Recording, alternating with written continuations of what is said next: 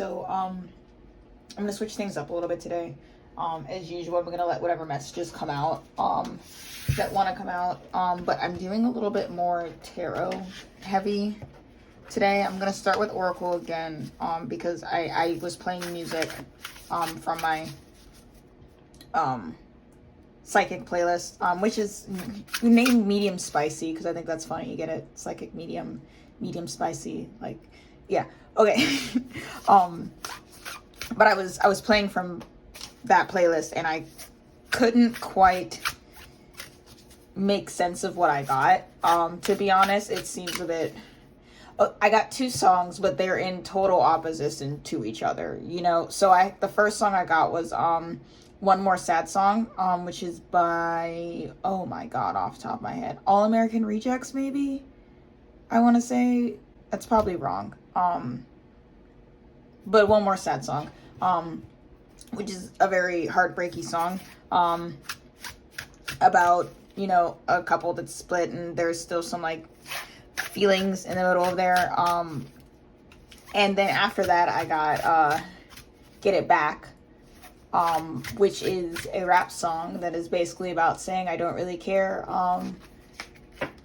about spending money. The hook is get it back, bitch, I know I get it back, don't give a fuck about that little paper, because I know I get it back, which is, you know, I love that song because it's very, how I think of abundance. A lot of people are scared to, want to manifest money, but are scared to spend it. And the best way to manifest money is to spend it. But having that exact attitude, I'm not worried about spending because I know I'll get it back. It's showing absolute faith in the universe that you can clear out your bank account and it's going to be removed.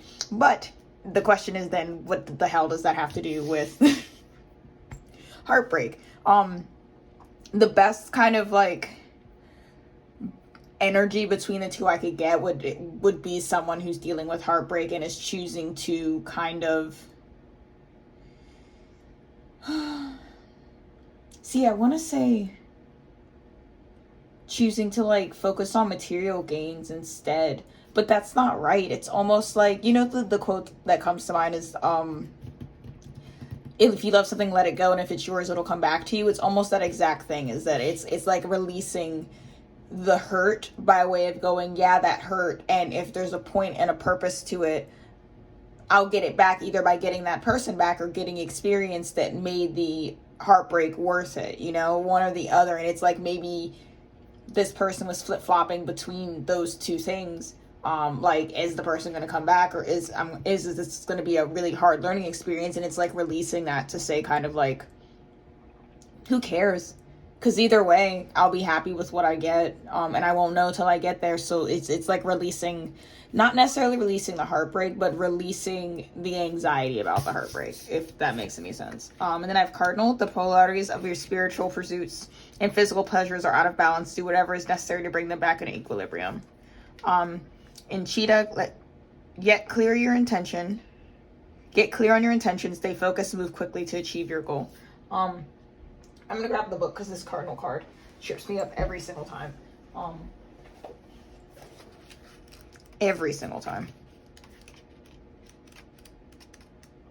And also the last time, I rarely pull this card, and the last time I did, the person asked me to read the book to them. So, when on the spiritual path, it's easy to idealize what being spiritual means. It can become a rigid mental imprint in which you judge anything that varies from your conceptualization of what being spiritual is supposed to be about. This includes not only other person's practice and beliefs, but your own. Falling short of this idealism leads either assuming a righteous and arrogant position with others, or when self-imposed elicits guilt and shame. The spiritual perfectionism can make you reticent, about enjoying the pleasures of the material world as well as those of your physical body. Okay.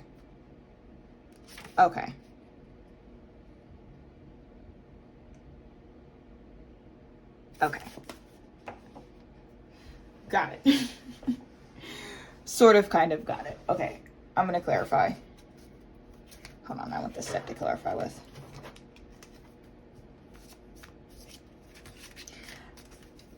This card to me, which, you know, I use the book as a guide, but it's always what it means to me. That's how I read. Don't get mad about it.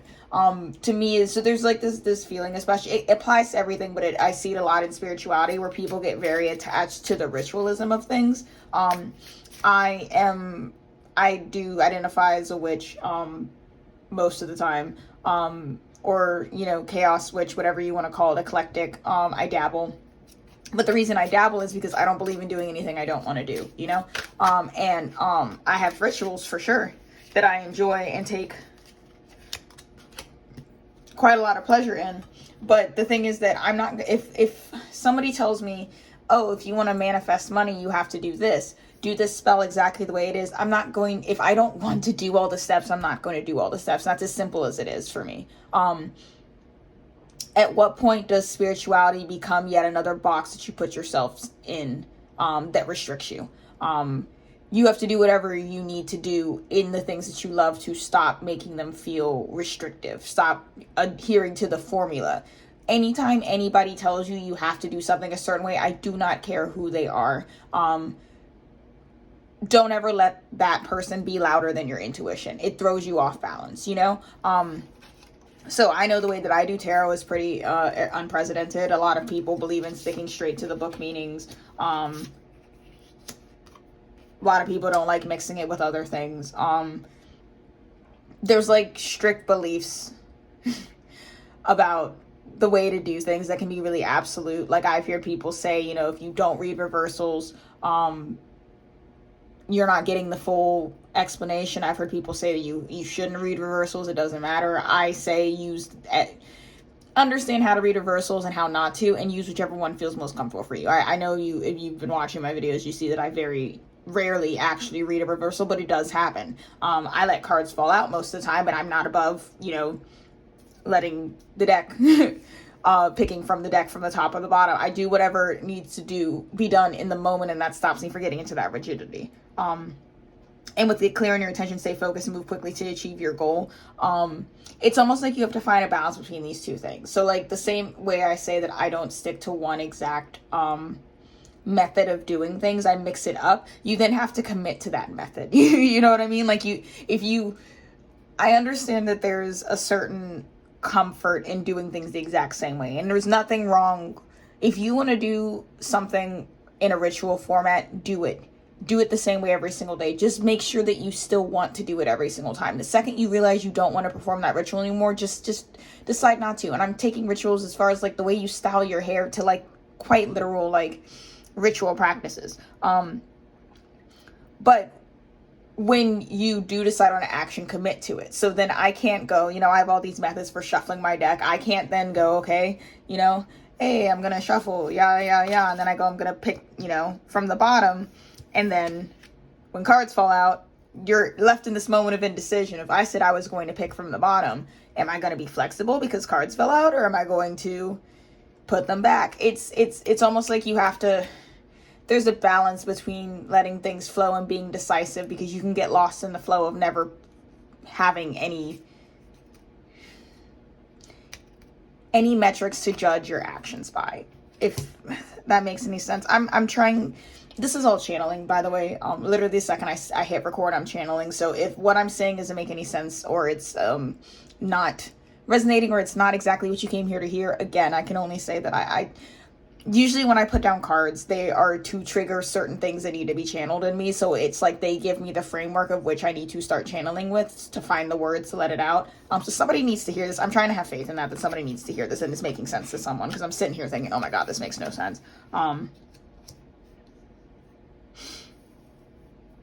And I just made the decision to take those two cards. I want to go through these cards, though. We have Joy. Joy is the highest energy of all. It's the magical sense that everything is possible. Joy springs from appreciating the gifts within each moment. Joy allows you to attract and create your present and future moments at their highest possible levels. One of the things that I tell pretty much anybody that I come into contact with spiritually is that if you don't know what your intuition is telling you, ask yourself what you want to be true. What feels right, what makes you happiest, and it's really just that simple. Even when I deliver bad news to people using my intuition, it still fills me with joy, because ultimately there's nothing you need to worry about. The universe has you. Even when bad things happen, they are happening. There's good in it. There's a method to the madness.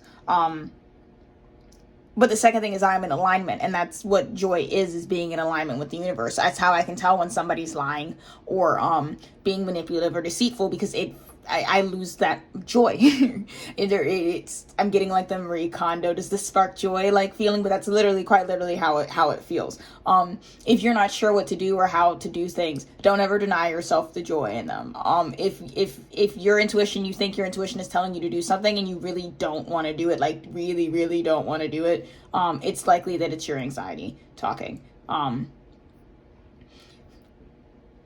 And again, be flexible with that, because I've done some things that my intuition told me to do. And I wouldn't say that I didn't want to do them. I wanted to do them. I was just scared to do them. And eventually my intuition overrode fear. And then listen, quiet your mind, beloved one, and listen to your gentle reassurance that everything has been taken care of. Stay in a quiet and receptive state without worrying about the exact nature of your desires' manifestation. A quiet mind and body hears this quickly and clearly. This is your request to you. Listen. Goes without saying, I don't feel the need to whatchamacallit, expound on that.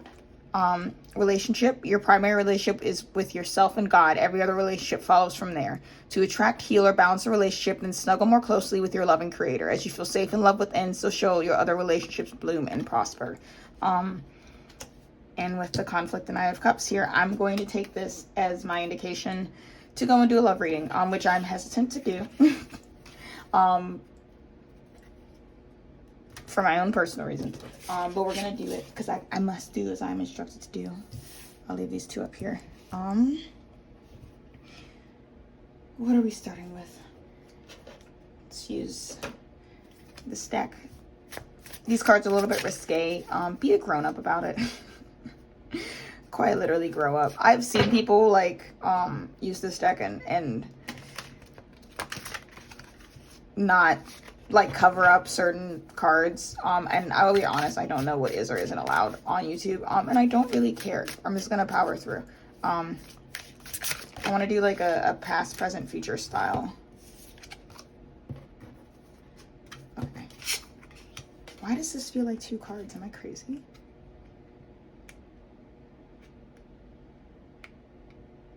Like, I know I'm not crazy. Maybe I'm crazy. Okay. Leave it there.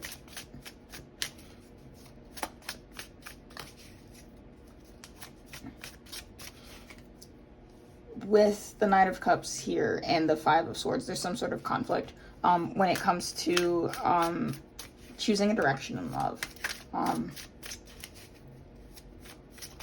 Yeah, definitely with that, the Devil card being the present.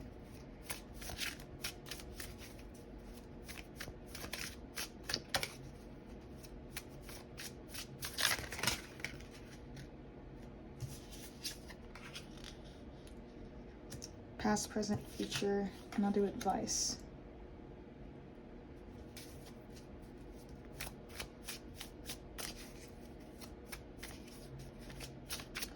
And I'm gonna double clarify these. So we have the Queen of Cups, the Devil, the Emperor, and the Three of Swords.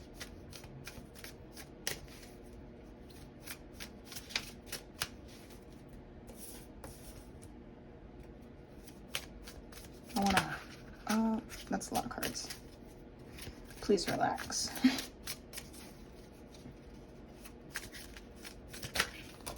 Okay.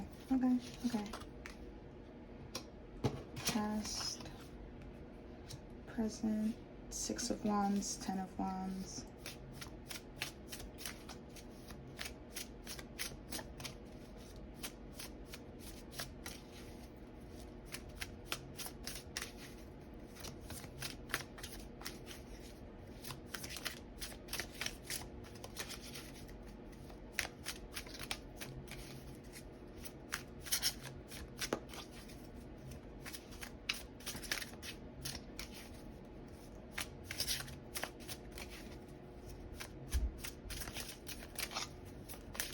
Oh, there's my card. And I'll take the one below it.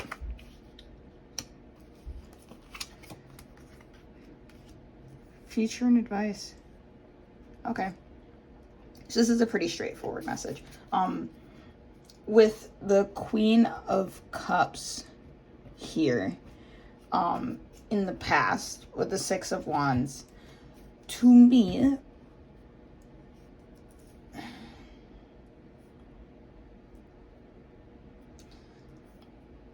that's the energy of somebody who knows what they want.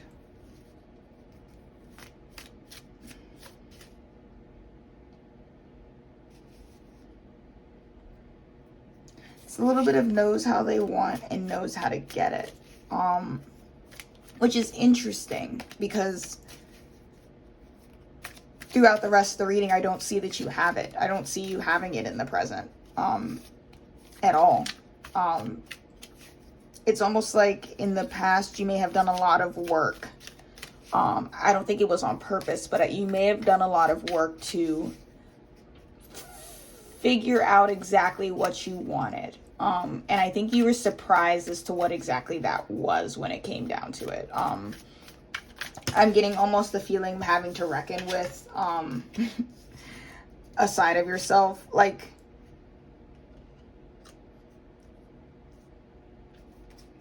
I'm getting the image of somebody who may have realized. See, this is almost kind of blending into the present energy. I feel like you were a lot more confident in the past. And I feel like what may have shaken your confidence in the present is that you were very confident what you wanted in the past. You went through some things that I think you thought were manifesting in the person that you thought you wanted. And either it's possible you got that person, but somewhere in the present you realized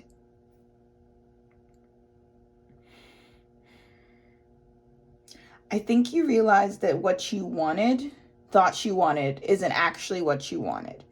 And then it becomes this weird thing where you're like, oh, ew, that's what that really is?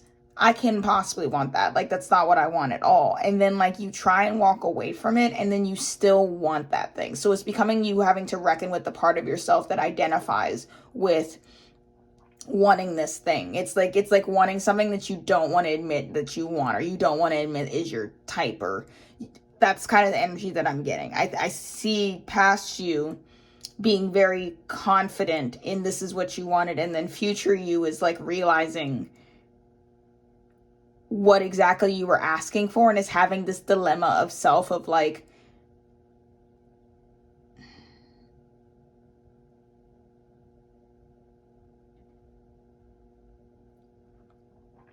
it's like, here's the analogy they're giving me. Imagine if like, you're like, this is such a weird analogy to give to food, to give to love, but it's food. But I'm going to apply it because that's what they're giving me.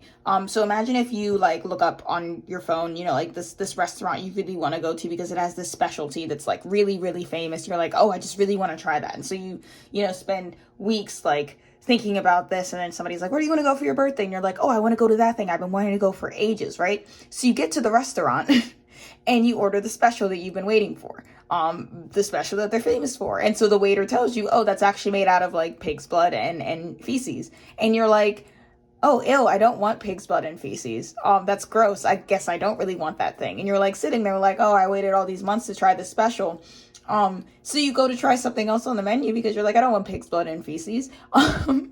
But like some part of you is like, try it, right? So you do end up ordering it, and you take a bite out of it, mostly to be funny, as like, oh yeah, like I'll try just for shits and giggles. I can't come this far without giving it a bite. You know, I wanted to go here for months, and at this point, you're like, okay, I have to at least give it a try, like, because then I could say that I tried it, even though you know it's gonna be gross. And you take a bite of it, the pig's blood and feces, and you actually end up liking it. And that's the exact feeling that I'm getting from this present situation, is having to reckon with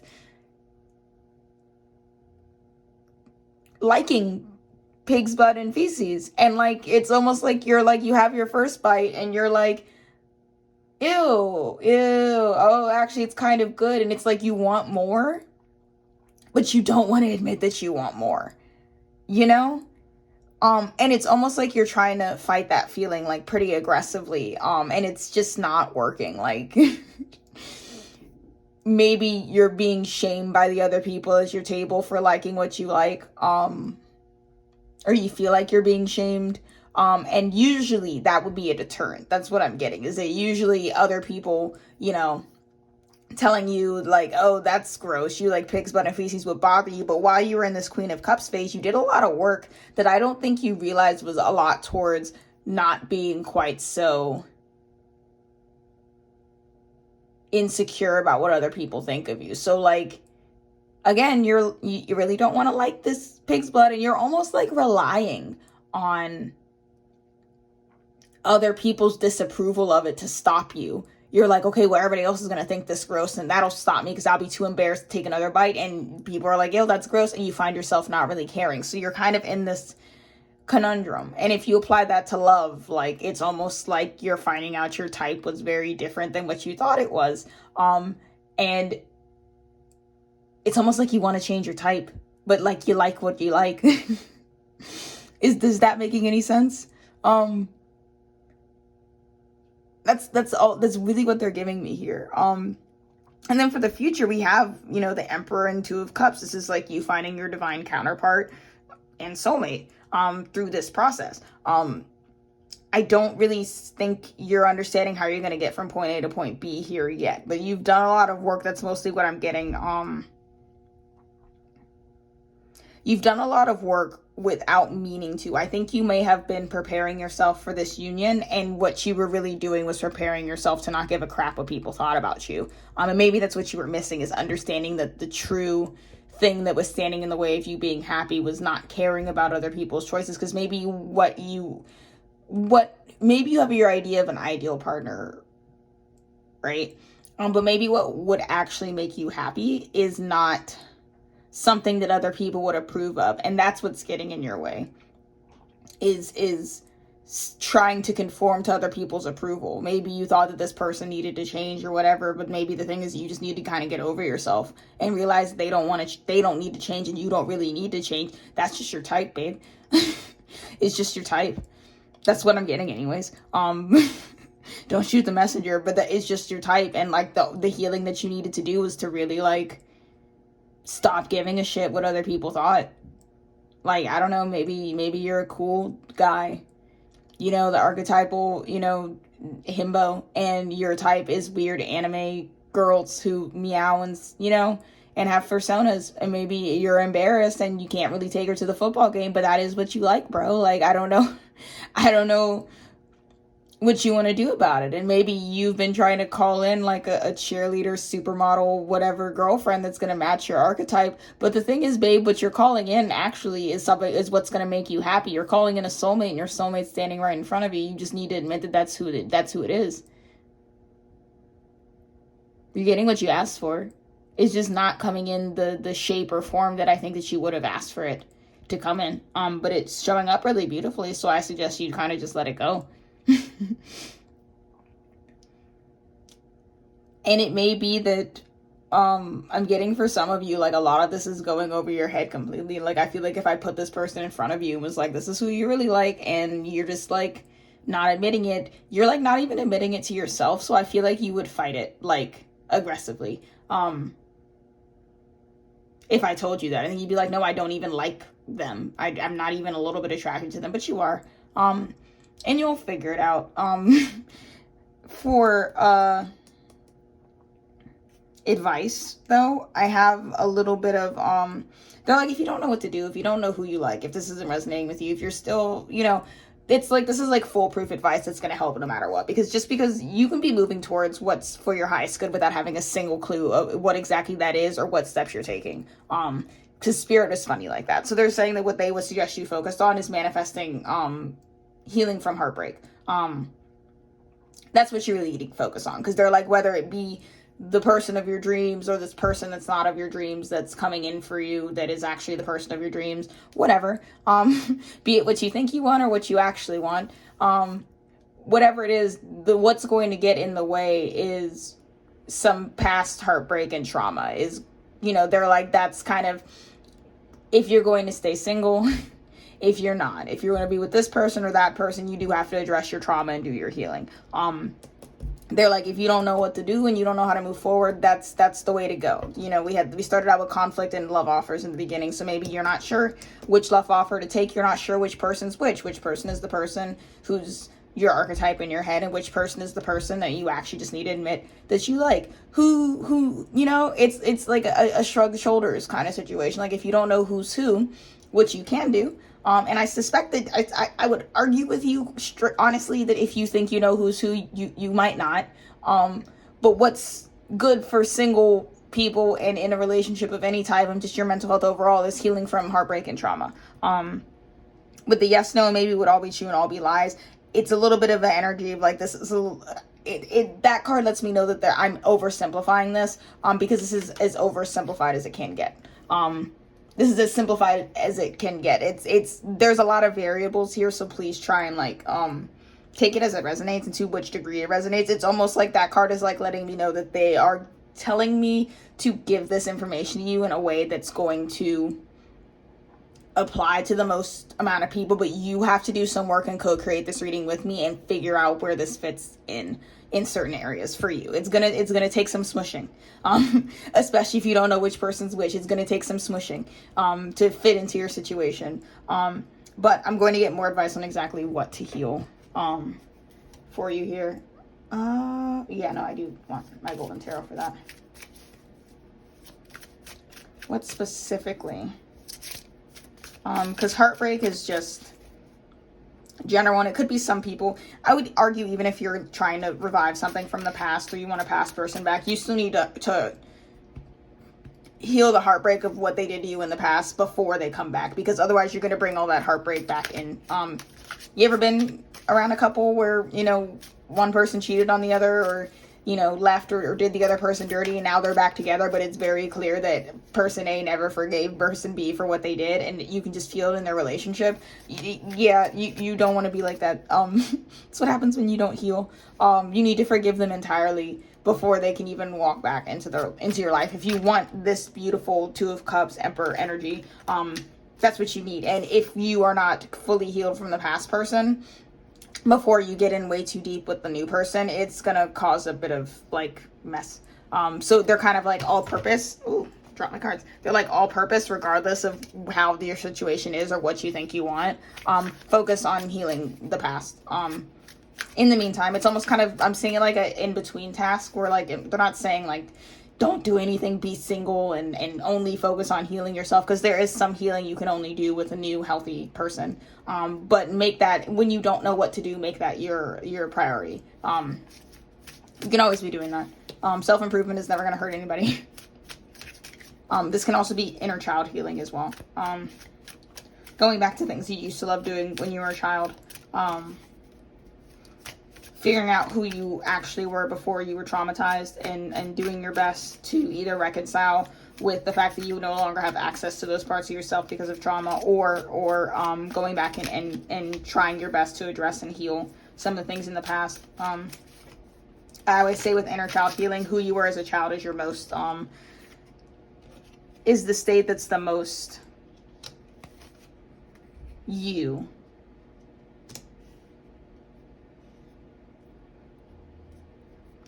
You're going to get communication. You're in a bit, like I said, you're in a limbo as between which person's which and who you do and don't want and yada, yada, yada. You're going to get some clarification and clarity on which person is the person you're supposed to be with. Little lint. And it's coming in the form of messages, and that can be music, dreams, synchronicities. You're going to get it eventually. With the Queen of Swords here, you'll eventually figure out. If you feel like you're between two situations or between multiple people or unsure who to pick, it's temporary. You're gonna figure it out very soon. And find some sort of peace in the situation. Just write it out. And like I said, if you don't know what to do, focus on healing some heartbreak.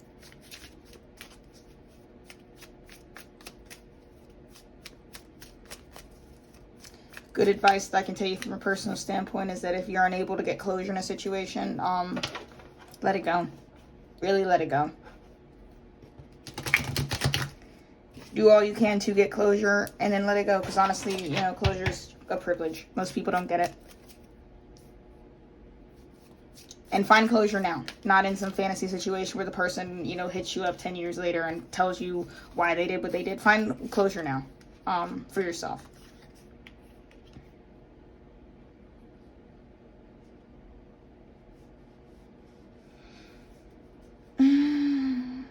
So they're like cutting me off to be like, it's not going to come as a sudden burst. It's going to be a little bit of a journey to figure out which situation, what person's for you. Maybe that's what all this is about, is figuring that out exactly.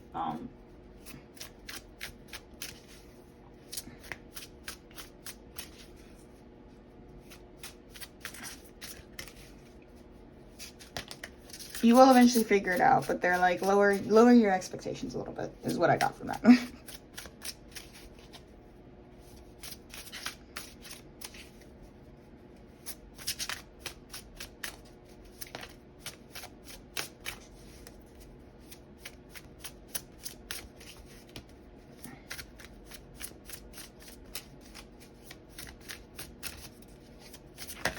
Oh, thank you. Knave of Chalices. Ooh. And the Magician.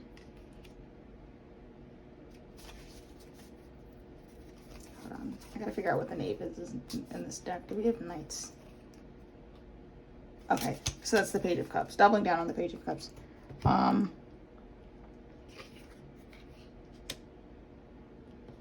Magician keeps coming up.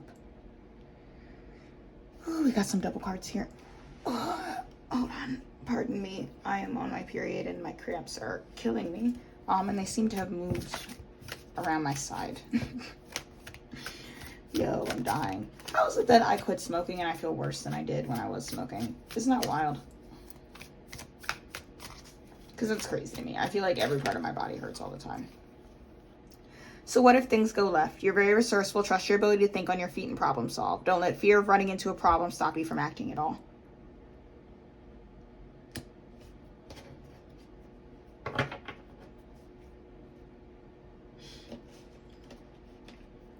I want one more. Oh, okay, that was fast. I'll take it. Three of Cups and the High Priestess. The Magician,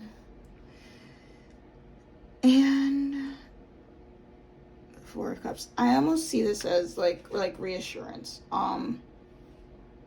because I feel like you, with the Page of Cups here twice, I feel like when it comes to your intuition, the messages that you're receiving, I think that physically you are, so the suites in the tarot go, you know, like you have the Page and you have the Knight, then the Queen, then the King. So the Page is the baby who's just kind of learning things. So I feel like when you get messages from Spirit, I feel like you, like, as far as you can conceptualize, you are understanding a lot because you're operating in cups, which is emotions. And intuition. You're understanding a lot, but you're still just a page, right? Which then leads, and I think you know that. I think that you know that there's more to the messages that you receive and you're not getting the full picture. It's almost like if there's a whole book, you're only able to read like a chapter or two, and you like miss a lot of the nuances is what they're giving me.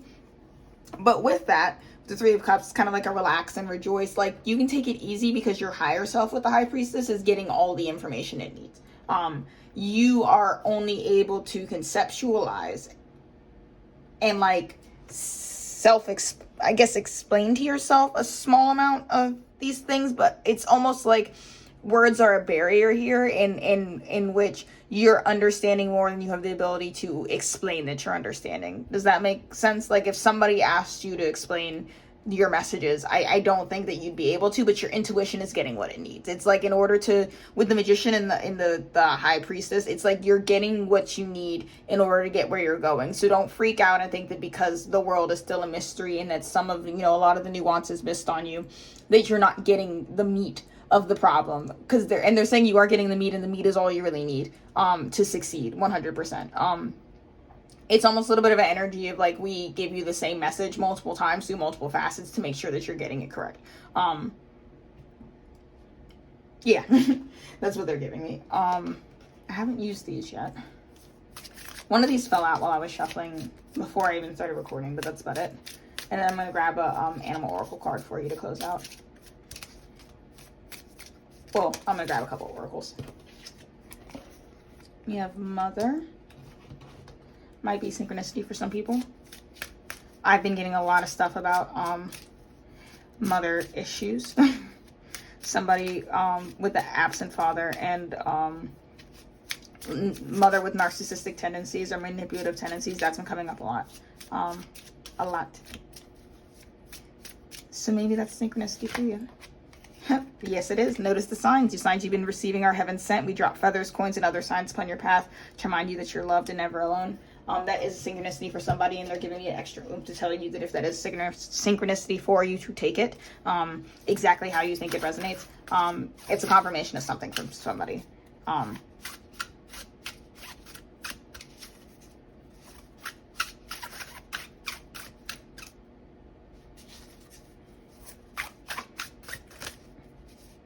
And a closing animal oracle card.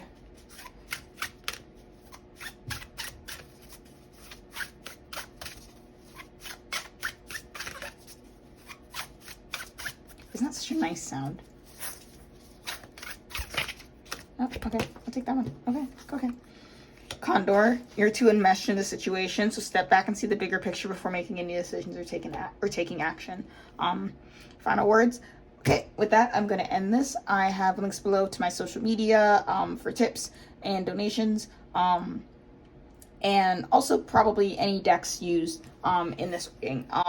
So hopefully this helped. I hope you feel lighter or more guided or less confused or all of those things than you were before I started this video, before you started watching. I hope you have a great day, and I wish you the best. Blessed be. See you in the next video.